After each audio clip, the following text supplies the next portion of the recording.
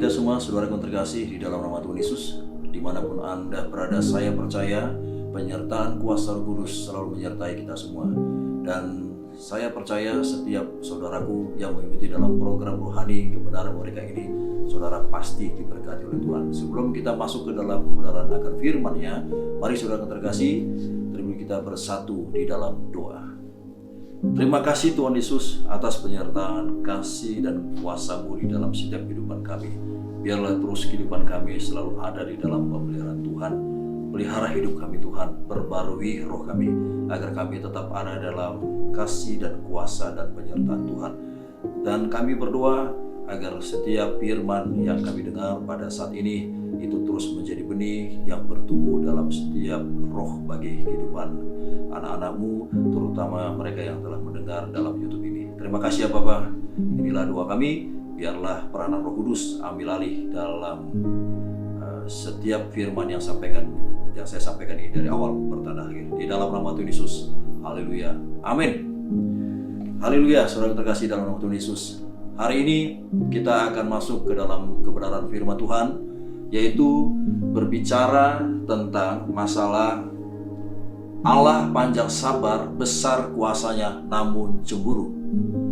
Pertanyaannya adalah, apa sih yang dimaksud tentang cemburu di sini?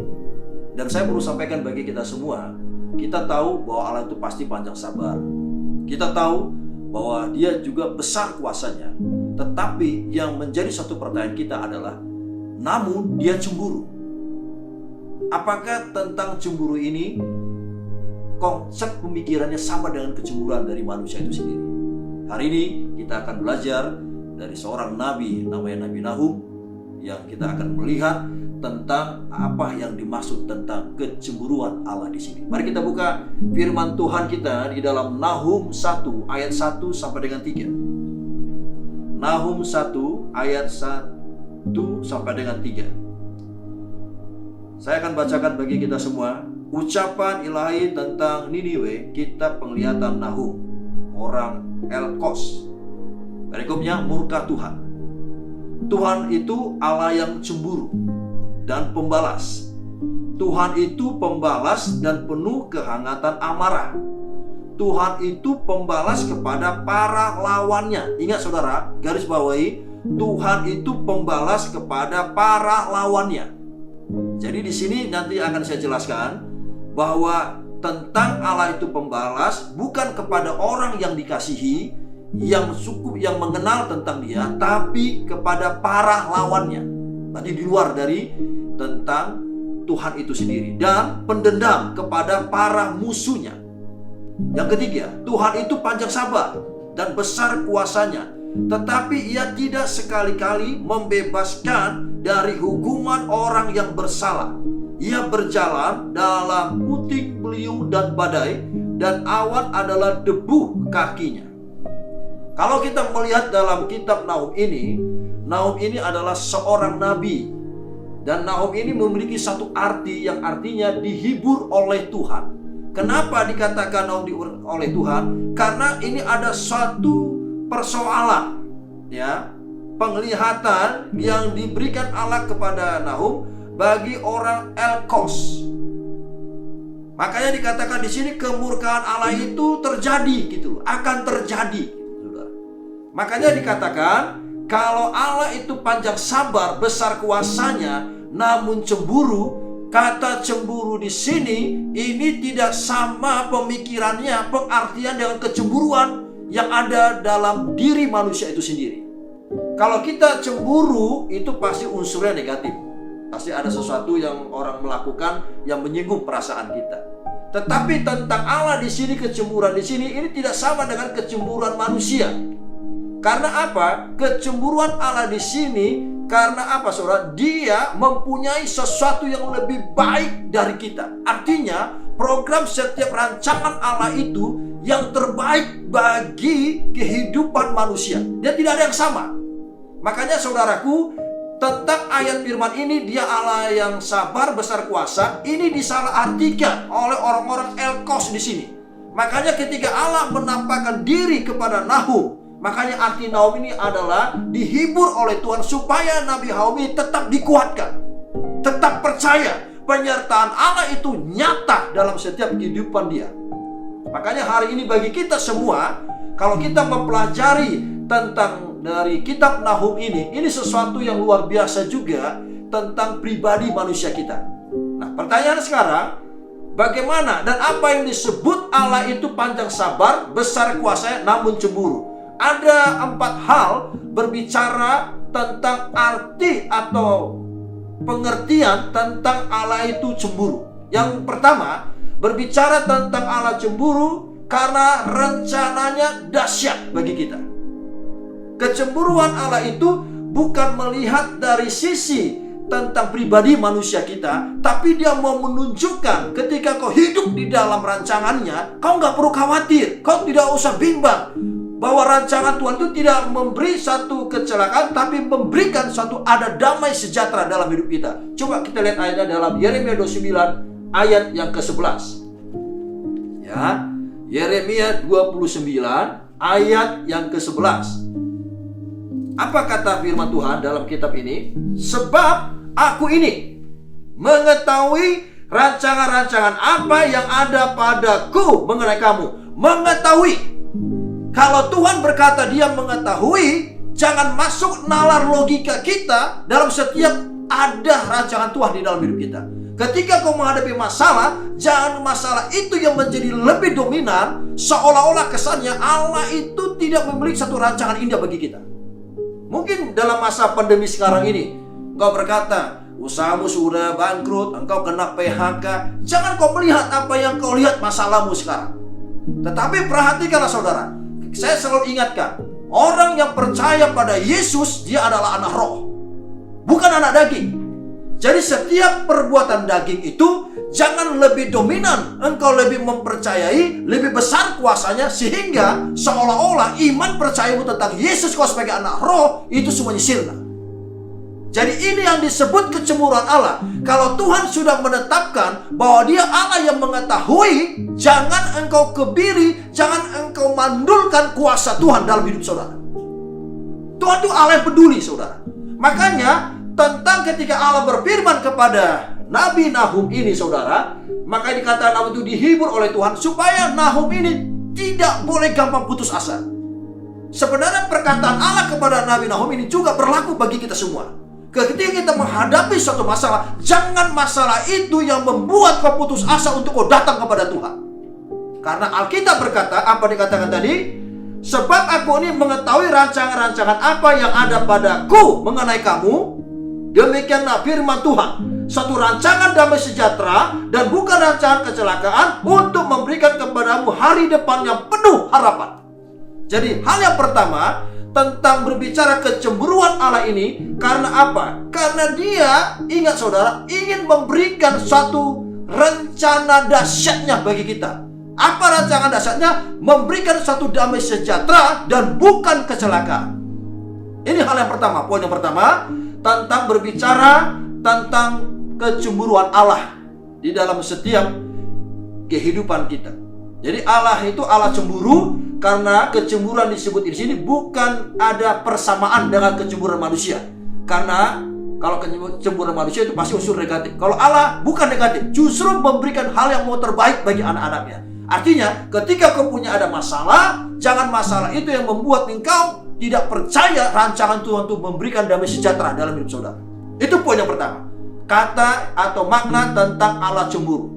Karena dikatakan Allah panjang sabar, besar kuasanya. Artinya kita harus menempatkan tentang Allah itu panjang sabar. Artinya setiap dosa kesalahan apapun yang kau lakukan, Tuhan tetap selalu mengampuni. Ingat, pertobatan itu saya selalu ingatkan, ketika kau masih hidup, apapun dosa kesalahanmu, Tuhan tetap menyatakan kuasanya, dosamu pasti diampuni. Yang kedua, dia besar kuasa. Kita sudah percaya tidak ada kuasa yang lebih dari kuasa Tuhan. Dan yang ketiga, tentang kecemburuan di sini, ini yang mengingatkan bagi kita semua. Artinya apa? Kecemburuan itu kalau kita sudah keluar dari koridor firman Tuhan. Jadi ketika kau menghadapi masalah, kau menempatkan masalah itu seolah-olah kuasa yang lebih besar, sehingga kau tidak percaya, iman percaya kepada Yesus. Yesus mampu melakukan sesuatu yang tidak mungkin bagi manusia, mungkin bagi dia. Ini hal yang pertama. Artinya bahwa berbicara Allah itu Allah yang cemburu? Yang pertama, karena apa? Dia selalu memberikan rencananya dahsyat bagi kita semua. Yang kedua, apa yang dimaksud tentang Allah disebut Allah yang cemburu? Yang kedua, ini berbicara karena dia mau mendidik kita. Mau mendidik kita. Coba kita lihat dalam 2 Timotius 3 ayat 16. 2 Timotius 3 ayat 16. Ya, supaya kita melihat saudara begitu luar biasanya rancangan Tuhan ini bagi hidup kita. Makanya firman Tuhan berkata tentang cemburu di sini ini sangat berbeda tentang makna kecemburuan manusia. Ya, karena kalau tentang kecemburuan manusia tadi saya katakan itu pasti mengandung hal yang negatif. Kalau Allah tidak, pasti hal yang positif.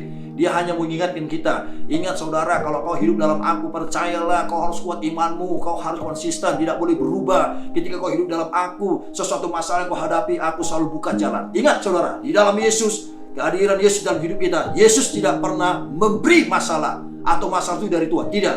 Kedatangan Yesus dalam hidup kita, dia selalu membuka jalan atas masalah. Dia adalah sumber pengharapan dalam hidup kita. Saudara harus pegang itu. Tidak ada ayat di Alkitab kedatangan Yesus, ingat, itulah kau punya masalah, Tuhan marah sama kamu. Tidak ada ayat itu saudara.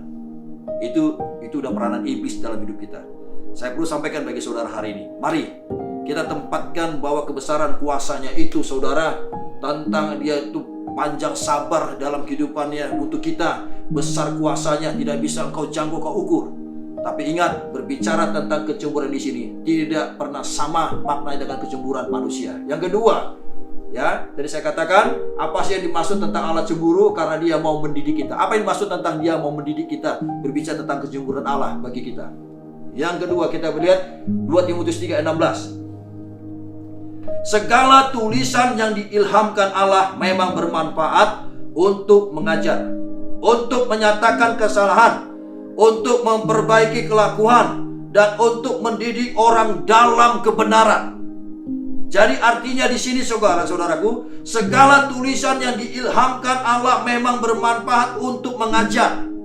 Jadi setiap firman apa yang engkau telah pahami, memang itu peranan kuasanya untuk mengajar. Tetapi ingat, untuk menyatakan kesalahan, untuk memperbaiki kelakuan, dan untuk mendidik orang dalam kebenaran. Artinya bahwa setiap kita yang hidup di dalam Yesus, kata cemburu di sini bahwa dia mau mendidik kita. Kata mendidik di sini bukan berarti kehidupan saudara tidak ada masalah. Dia hanya mau melihat sebesar apa iman percayamu ketika engkau hidup di dalam Yesus, ketika engkau menghadapi masalah. Ingat saudaraku, kebanyakan orang ketika dia sudah diberkati secara finansial, dia lupa untuk bersyukur. Atau sebaliknya, ketika hidupnya mungkin belum diberkati secara finansial, mungkin dia tidak percaya pemulihan itu pasti terjadi dalam hidup dia. Tapi saya mengingatkan bagi kita semua, ingat, Allah itu Allah cemburu. Ketika mungkin kehidupanmu belum dipulihkan, jangan engkau keluar dari koridor firman. Percaya saja, perubahan itu, pemulihan itu pasti terjadi dalam hidup kita. Yang penting, ingat, jangan membuat dia cemburu dalam hidup kita. Artinya, jangan sampai kau tidak percaya tentang kehidupanmu ketika kau ingin sedang dididik oleh Tuhan. Setiap masalah apa yang kau hadapi, itulah proses didikan dari Tuhan. Tuhan tidak memberi masalah, tapi ketika engkau menghadapi masalah, seperti peristiwa Ayub. Ingat saudara, tidak ada seorang pun di Alkitab berkata orang tidak suka sama Ayub. Yang tidak suka sama Ayub siapa? Iblis. Berarti kesetiaan Ayub kepada Allah itu luar biasa. Tetapi walaupun demikian, Ayub tetap dididik oleh Allah. Hilang semua yang dia dapat, tapi Tuhan gantikan 2 kali lipat sebelumnya. Artinya apa? Walaupun dalam suasana pandemi ini, mungkin kau berkata kehidupanmu sudah berbeda pada saat sebelum pandemi. Mungkin kau berkata kau tidak bisa kemana-mana. Tapi saya perlu sampaikan bagi saudara, iblis tidak akan pernah suka kita dekat dengan Yesus. Iblis tidak akan pernah diam. Walaupun dia di atas kayu salib, kematian Yesus telah melumpuhkan dia. Ingat saudara, ketika Yesus belum mati, malaikat pun takut sama iblis. Ketika mereka mengganggu jasadnya Musa, iblis mengganggu. Mereka tidak bisa berbuat apa-apa. Tapi Tapi ketika Yesus berkata semua selesai di atas kayu salib, mulut kita, mulut yang Tuhan telah urapi, ada kuasa.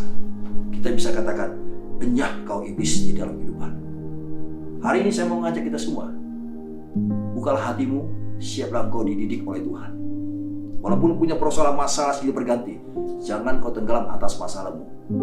Tuhan tidak pernah menjanjikan ketika kau hidup di dalam Dia, masalahmu tidak ada. Tapi Tuhan menjanjikan ketika kau hidup di dalam Yesus, Dia menjanjikan ada kuasa. Kuasa yang Tuhan nyatakan. Itulah kita diberikan kekuatan, kita diberikan penghiburan, agar ketika kau menghadapi masalah, ingat, kau tidak akan pernah putus asa.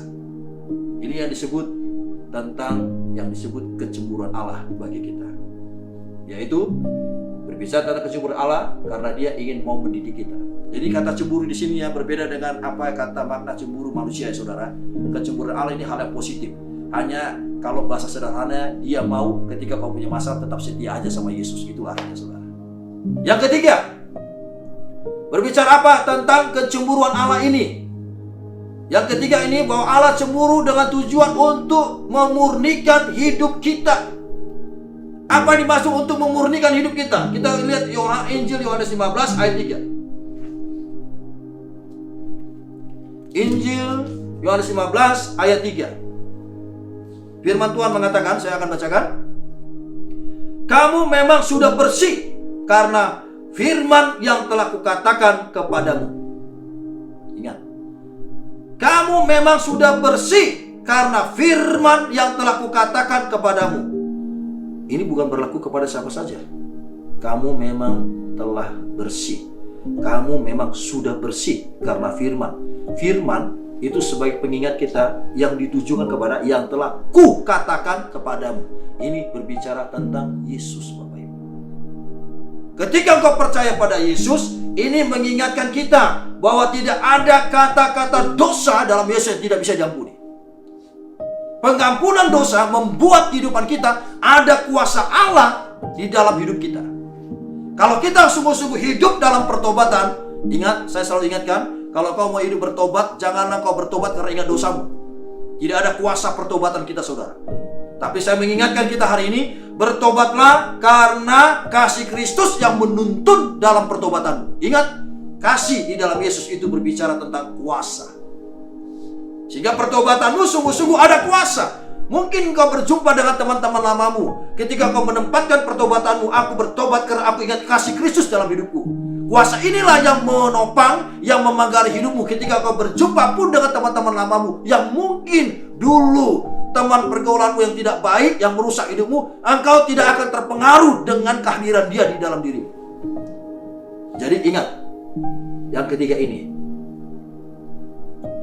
dengan tujuan untuk memurnikan hidup kita. Artinya Tuhan mau ketika kita hidup di dalam Yesus, selalu hidup dalam pertobatan. Jaga kemurnian imanmu, rohmu, supaya kau tidak bisa dipakai iblis setiap kehidupan saudara. Hari ini saya mengajak kita semua, inilah berbicara tentang kecemburuan Allah bagi kita semua, agar supaya kita jangan menunda pertobatan kita, saudara. Supaya kehidupan kita tidak lengah. Kalau kau pun terjatuh, jangan sampai kau tergeletak. Kata tergeletak ini, jangan sampai kau tinggalkan Yesus dalam hidup. Tetap konsisten, saudara. Masalah itu tidak akan pernah berhenti. Makanya Rasul Paulus berkata, ayat firman-Nya juga mengatakan, kalau boleh Tuhan, cabutlah duri di dalam dagingku. Dicabut gak oleh Tuhan? Yesus tidak. Karena apa? Rasul Paulus diingatkan, selama kau masih hidup, masalah itu tidak akan pernah berhenti di dalam hidup. Dia mau Rasul Paulus tetap rendah hati. Walaupun Tuhan pakai dia, Tuhan mengasihi dia. Hari ini saya mengajak kita semua dengan iman kita yang besar. Mari saudara, kata cemburuan di sini bahwa Tuhan telah memurnikan hidup kita. Artinya Tuhan telah menebus dosa kesalahan kita. Penebusan dosa kesalahan kita, kata dimurnikan ini adalah ketika kita iman kita hanya pada Tuhan Yesus. Sungguh-sungguh kau percaya pegang firman Tuhan. Ingat, pertobatan itu bukan ketika kau mati. Ketika kau sudah mati, tidak ada kata pertobatan di dalam alam roh. Tapi engkau bertobat ketika kau masih hidup. Mari, jangan kau melihat, jangan kau mendengar apa kata-kata manusia. Kalau manusia kau dengar, manusia itu hebat berbicara, tapi perbuatan imannya belum tentu. Makanya kita diingatkan melalui Nabi Nahum ini. Ya, Nahum ini dikuatkan oleh Allah supaya dia tidak gampang putus asa menghadapi ya orang-orang yang di Elkos ini, saudara. Perbuatan-perbuatan orang di Elkos ini juga sangat mempermalukan, sehingga kemurkaan Allah itu bisa terjadi. Tapi perkataan Allah kepada Nabi Nahum ini, pegang firman Tuhan Nahum. Makanya arti Nahum itu artinya dihibur oleh Tuhan. Penghiburan dari Allah itu artinya memberikan suatu kekuatan dalam hidup kita, supaya kita tidak tenggelam atas setiap masalah yang kita hadapi. Masalah itu, saudara, itulah proses pembentukan iman kita. Kita itu kalau membentuk iman kita, itu bukan kita hanya berkata, aku tidak mau berdosa, tapi berdoa nggak pernah. Aku tidak mau berdosa, baca Alkitab nggak pernah. Aku tidak mau berdosa, beribadah nggak pernah. Itu bohong besar. Ingat, hidup dalam persekutuan Tuhan adalah hidup ada di dalam ibadah, berdoa, baca Alkitab, angkat pujian penyembahan di dalam hidupmu. Ketika kau melakukan hal demikian, rohmu terus diperbarui. Pembaruan roh ini ketika kau sungguh-sungguh ingat, mempercayai ketika kau hidup di dalam Tuhan, hidupmu telah dimurnikan, telah ditebus dosa kesalahanmu. Penebusan dosa ini yang kau harus pegang dengan iman percayamu. Apapun dosa kesalahanmu, sebesar apapun dosa kesalahan, walaupun semerah kermisi, tidak ada kata dosa di dalam Yesus tidak bisa diampuni. Pegang firman Tuhan, saudaraku. Saya percaya ketika kau menempatkan bahwa hidupmu telah murnikan, ketika engkau datang pada Yesus, membuka hatimu untuk Yesus, saya percaya hidupmu tetap dan selalu terpelihara. Yang keempat, yang terakhir, berbicara tentang kecemburuan di sini. Ini adalah berbicara tentang bahwa Allah cemburu karena Allah mau menyatakan penghakimannya. Apa dimaksud bahwa Allah akan menyatakan penghakimannya? Coba kita melihat, saudaraku, dalam 1 Tesalonika 5 ayat 9. Ya. Apa yang dimaksud tentang kecemburuan Allah yang dia akan mau menyatakan penghakimannya? Apakah itu berlaku bagi orang-orang percaya? Apakah itu hanya berlaku bagi orang-orang yang tidak percaya? Kita lihat ayatnya. Berbicara apapun harus ada dasar ayat firman, supaya itu menjadi satu pedoman, suatu pegangan untuk kita hidup dalam Yesus. 1 Tesalonika 5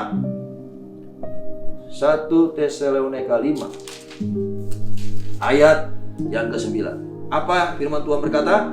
Karena Allah tidak menetapkan kita untuk ditimpa murka, tetapi untuk beroleh keselamatan oleh Yesus Kristus Tuhan kita.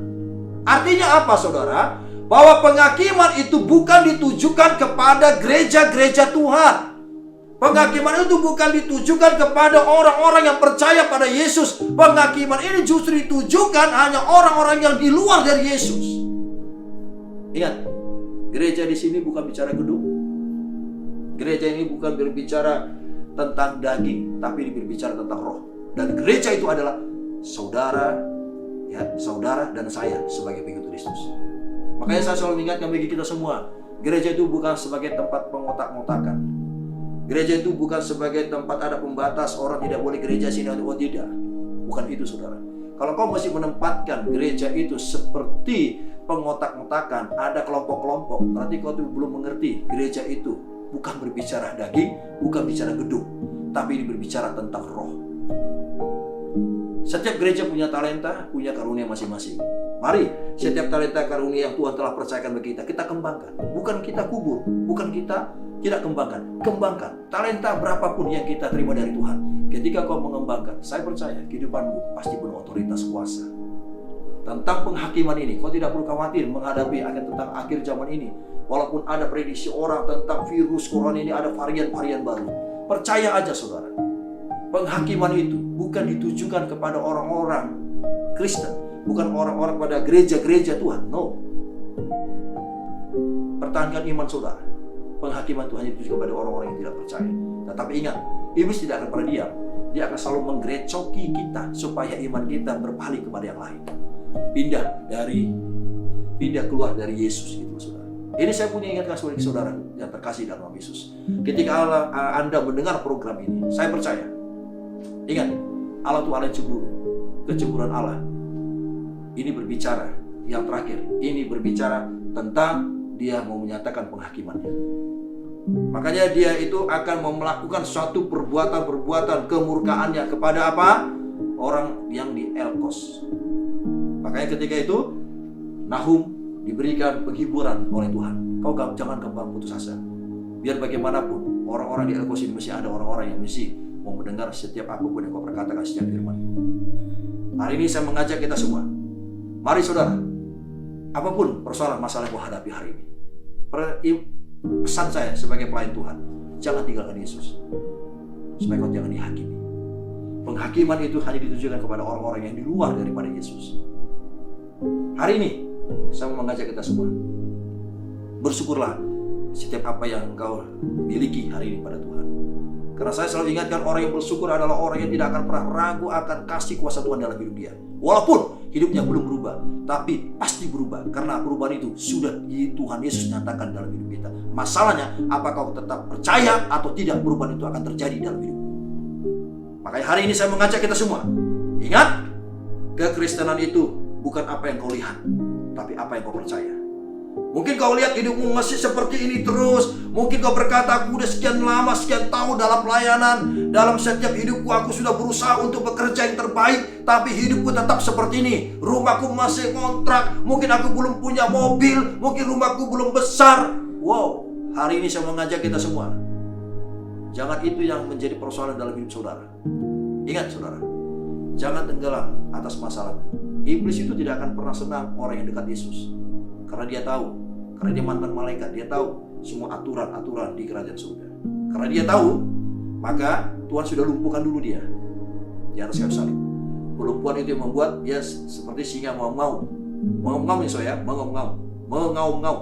Tetapi ia bukan seperti ketika Yesus belum mati. Ketika sudah mati, dia sudah dilumpuhkan.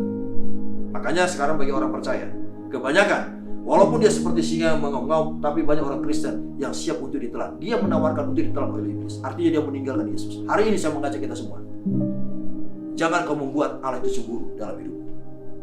Tentang kecemburuan ini, yang pertama tadi saya katakan, kata cemburu ini maksud dari firman Tuhan, kecemburu dari Allah, karena dia memberikan rencana yang dahsyat.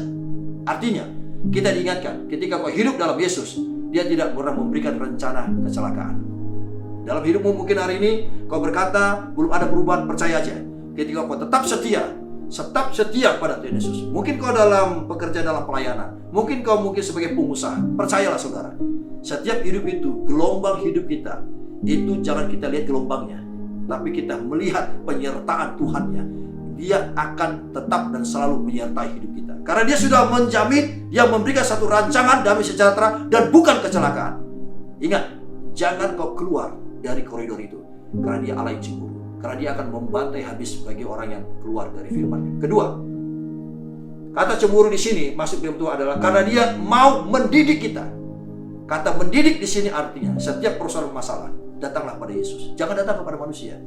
Kalau kau mau mendidik, bukan didikan manusia yang kau dengar, bukan perkataan-perkataan manusia yang kau dengar, tapi setiap firman yang telah dia nyatakan kuasanya sebagai kebenaran dan kuasanya bisa menyelamatkan, itu yang kau harus percaya dan kau implementasikan dalam hidup saudara. Ingat, kalau orang hanya baru mengerti, hanya berdasarkan pengkajian firman saja, itu masih dalam level kandungan. Saya bilang hanya baru level kandungan. Kalau orang hanya pintar bertanya, pintar menjawab, tapi levelnya firman itu belum dilahirkan, masih dalam kategori masih firman itu dalam kandungan, dan orang itu belum ada kuasa hidupnya. Saya perlu sampaikan bagi saudara hari ini, dengan orang yang percaya sama-sama orang yang beriman. Mari saudaraku, siap untuk mendidik Tuhan. Ketika kau hidup dalam Yesus, Yesus tidak pernah memperkatakan bahwa ketika hidup kau di dalam aku, setia kepada aku, tidak ada masalah dalam hidupmu. No. Mari, ketika kau punya masalah, siap untuk dididik Tuhan. Artinya, datang pada Yesus. Jangan kau andalkan kuasa manusia, andalkanlah firman Tuhan. Terus beribadah, terus berdoa, baca Alkitab, angkat pujian penyembahan. Ketika kau melakukan hal demikian, saya percaya, ingat saudara, orang yang beriman, iman, berbicara iman adalah dasar segala sesuatu yang kita harapkan dan satu bukti yang tidak terlihat. Walaupun fakta yang kau belum lihat, tapi percayalah, Tuhan akan menyatakan kuasa itu. Siap untuk mau dididik Tuhan. Yang ketiga, tentang masalah kecemburuan Allah ini, bahwa kita, tujuan Allah untuk memurnikan hidup kita. Kata dimurnikan ini adalah bahwa ketika kau hidup di dalam Yesus, bahwa penebusan dosa dengan pengampunan dosa Dia telah nyatakan dalam kehidupan kita. Makanya hari ini ketika engkau punya persoalan masalah, mari hiduplah dalam pertobatan. Nah, tidak ada kata dosa yang tidak bisa diampuni, karena Tuhan sudah berkata semua sudah selesai. Artinya ketika engkau hidup dalam Yesus, pemurnian dalam hidup kita telah Dia nyatakan, bahwa pengampunan dosa itu Dia telah nyatakan. Artinya setiap apapun dosa pelanggaranmu, tidak ada kata dosa yang tidak bisa diampuni. Walaupun secara kirmisi, Tuhan berkata sudah selesai. Dan yang keempat, yang terakhir, berbicara tentang kecemburuan di sini. Ini berbicara tentang karena Allah mau menyatakan penghakimannya. Artinya apa? Ketika engkau sungguh-sungguh keluar dari Yesus, ingat, penghakiman itu akan terjadi. Tapi ketika engkau tetap setia pada Yesus, iman percayamu, walaupun engkau berkata, Tuhan, kok masalahku silih berganti, rasanya sampai sekarang aku datang gereja belum ada perubahan hidup. Saya perlu menyampaikan bagi saudara, tetaplah percaya, tetaplah konsisten iman saudara. Ingat, penghakiman tidak ditujukan pada gereja-gereja Tuhan. Penghakiman tidak ditujukan kepada orang-orang pengikut Yesus. Tapi ketika engkau menyadari tentang kecemburuan ini, hanya ditujukan penghakiman itu hanya orang-orang yang di luar Yesus. Hari ini saya mengajak kita semua, mari kita sebagai saudara seiman, mari kita saling menguatkan. Untuk kita saling menguatkan saudara seiman kita ketika dia punya persoalan masalah, mari ajak dia datang kepada Tuhan dalam persekutuan Tuhan, baik dalam ibadah, baik dalam doa, baca Alkitab, mengangkat pujian penyembahan, karena itulah yang paling terpenting di hadapan Tuhan. Karena ingat, Dia Allah yang cemburu. Kata kecemburuan di sini tidak sama tentang kecemburuan dari manusia. Kalau kecemburuan dari manusia itu pasti konotasinya negatif, tapi kecemburuan dari Allah itu memberikan hal-hal yang positif, yang berkat-berkat rancangan-rancangan yang telah disediakan bagi kehidupan kita. Dia hanya mengingat bagi kita, jangan tinggalkan Tuhan Yesus. Karena setiap orang yang meninggalkan Yesus, saya percaya kehidupan saudara tidak akan ada kuasa, bahkan maut yang akan selalu ada dalam hidup kita. Mari dalam akhir zaman ini tetap jaga imanmu untuk kau dipersiapkan sebagai mempelai Kristus. Mari perjuangan kita sama, untuk kita tetap mempertahankan iman kita, untuk kita siap untuk menjadi mempelai Kristus seperjamuan kudus dengan Tuhan Yesus di ruang Maha Kudus. Haleluya, amin. Terima kasih Tuhan Yesus. Biarlah firman itu terus berakar bertumbuh, menjadi garam terang, menjadi benih bagi setiap roh, bagi anak-anak Tuhan. Biarlah Bapa, makna tentang kecemburuanmu ini tidak sama dengan makna kecemburuan terhadap manusia. Kecemburuan manusia itu pasti konotasi yang hal negatif. Kecemburuan dari Tuhan itu mengandung hal-hal yang positif. Artinya Tuhan telah menyiapkan suatu hal yang terbaik, rancangan-rancangan indah, sesuatu hal untuk memberkati kami. Tapi kami percaya bahwa Allah yang disebut Allah panjang sabar, besar kuasa, namun cemburu ini mengingatkan kita bahwa ketika kami tetap setia kepada Yesus, kami percaya jerih lelah payah kami tidak akan pernah sia-sia. Ajari kami Tuhan Yesus untuk lebih mengenal pribadi-Mu. Pelihara kehidupan kami ketika kami hidup dalam akhir zaman ini. Walaupun masa pandemi ini, kami tetap dan selalu dikuatkan. Biarlah setiap jemaat-Mu yang telah mendengar program rohani ini, mereka akan dikuatkan, mereka akan dipelihara. Yang sakit pasti disembuhkan, yang terikat dilepaskan, yang lemah dikuatkan, punya persoalan apapun mereka dihiburkan. Dalam nama Yesus, inilah doa kami. Haleluya. Sama-sama kita katakan amin.